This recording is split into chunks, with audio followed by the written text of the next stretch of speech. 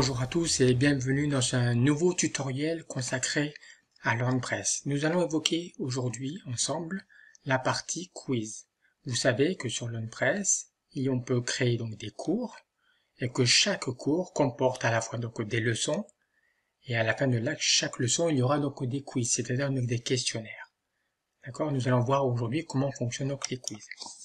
Tous les quiz que vous avez créés au jour d'aujourd'hui, donc via LearnPress sur votre site, vont donc se retrouver ici, comme un petit peu des articles. Vous voyez, il y a donc le quiz 1 qui est rattaché au cours de démonstration. Vous avez donc le quiz 2 qui est également rattaché au cours de démonstration. Ça sera à vous de le positionner en fait dans la structure donc, du cours, en fonction donc, du parcours de l'apprenant. Je vais donc ouvrir donc le quiz numéro 1.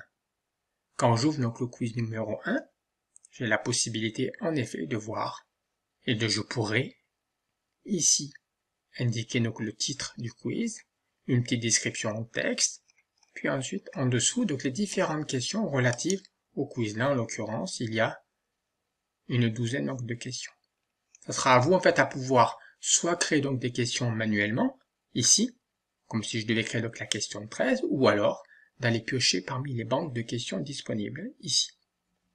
Vous avez aussi la possibilité de fixer les conditions pour ce quiz. Est-ce que vous souhaitez paginer? Est-ce que vous souhaitez donner la possibilité aux stagiaires donc de pouvoir regarder les questions? Est-ce que vous souhaitez afficher ou pas les bonnes réponses? Est-ce qu'il y aura un temps imparti pour réaliser donc ce quiz? Est-ce que vous allez retirer des points en cas de mauvaise réponse? Etc. etc. À vous donc de cocher les différents éléments en fonction de votre façon, je dirais, donc de dérouler vos apprentissages. Dès que vous avez terminé la construction donc de votre quiz, vous pouvez ici mettre à jour le quiz en question. D'accord? Au niveau donc de la structure de ce quiz, où apparaît ce quiz numéro 1, je vais donc aller retourner dans mon cours ici. Je vais à nouveau ouvrir le cours démonstration ici.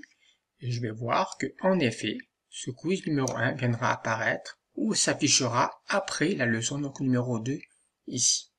D'accord? Pour voir comment ça va se passer, je vais cliquer ici pour modifier l'élément.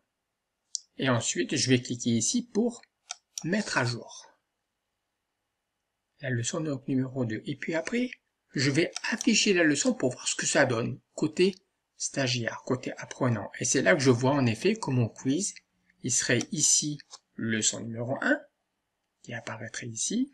Je déroule, je clique ici pour basculer sur la leçon numéro 2.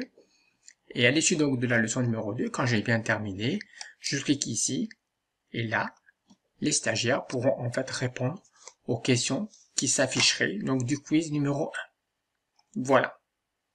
Je vous remercie de votre attention. C'était un nouveau tuto consacré à LearnPress, solution e-learning adaptée au site réalisé sous le CMS WordPress. Je vous dis à très bientôt. Merci. Au revoir.